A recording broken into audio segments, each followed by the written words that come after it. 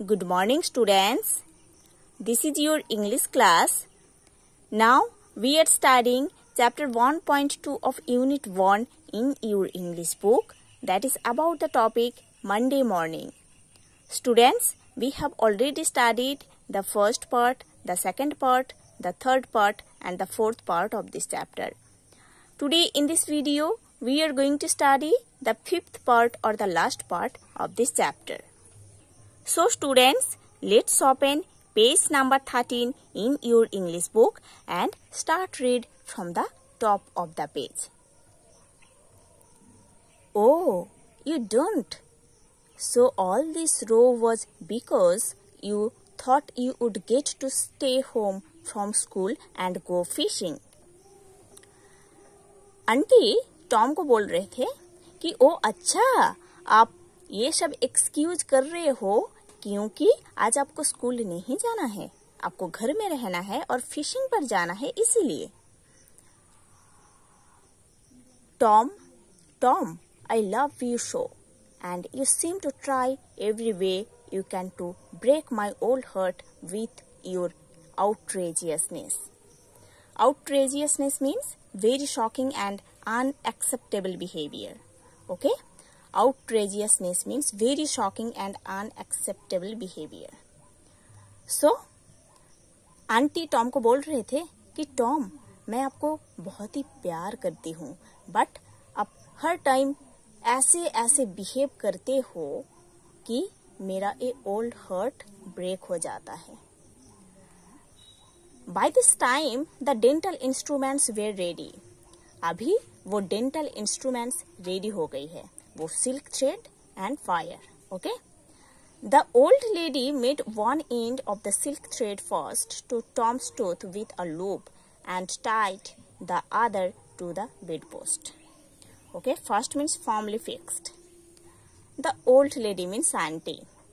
Aunty उस silk thread का one and Tom के टूथ पर बाइंड कर दिए थे और इस सिल्क थ्रेड का दूसरा जो एंड वो बेड पोस्ट में बांध दिए थे.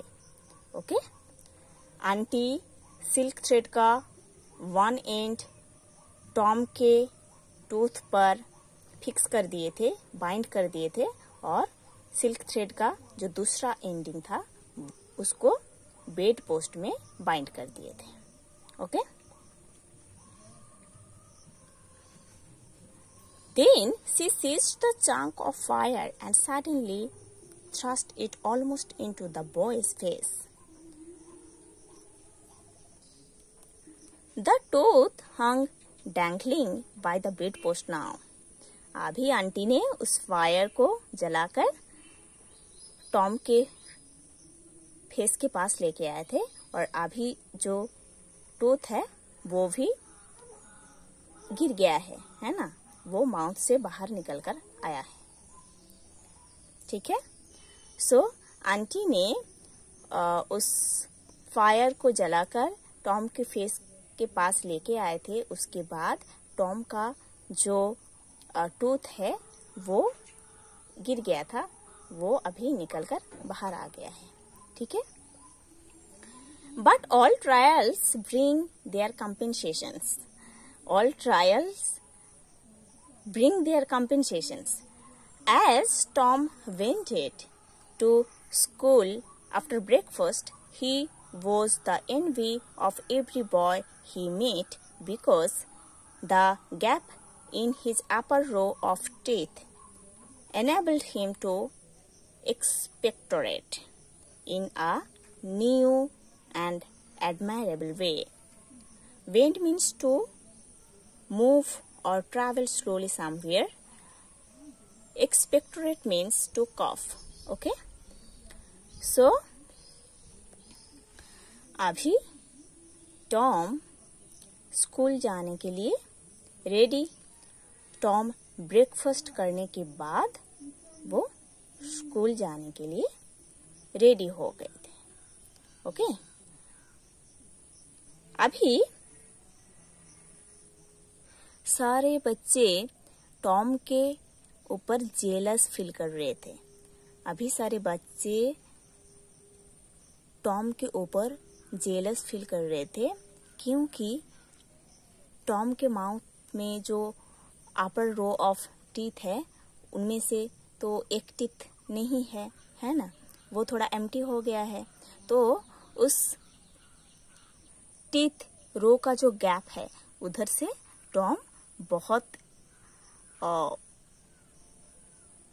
न्यू एंड एडमायरेबल वे में उधर से कफ निकल रहा था, है ना।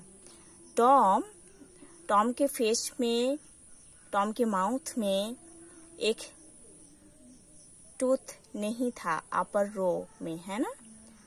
Tom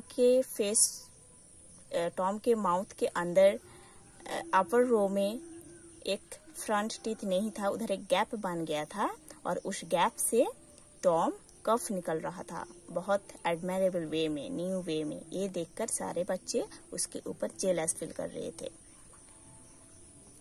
He gathered quite a following of lads interested in the exhibition. Okay? और एक काम जो टॉम कर रहा था, है ना, ये जो घटिया वाला काम टॉम कर रहा था, ये देखने के लिए बहुत सारे बच्चे उधर आ गए थे, गैदर हो गए थे, है ना।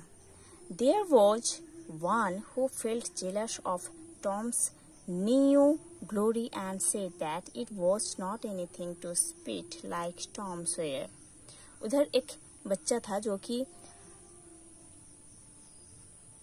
टॉम का इस न्यू ग्लोरी में, इस न्यू घटिया काम पे बहुत जेलस फील कर रहा था और उसको बोल रहा था कि ये काम बस टॉम सोयर ही कर सकता है ना। Sour grapes said another one. और दूसरा बच्चा क्या बोल रहा था कि sour grapes, है ना। sour grapes means खट्टा अंगूर, है ना, एक इडियम है। दूसरा बच्चा ये बोल रहे थे, ठीक है। So students, you have to study the whole chapter properly, then we will do the exercise work and question answers from this chapter.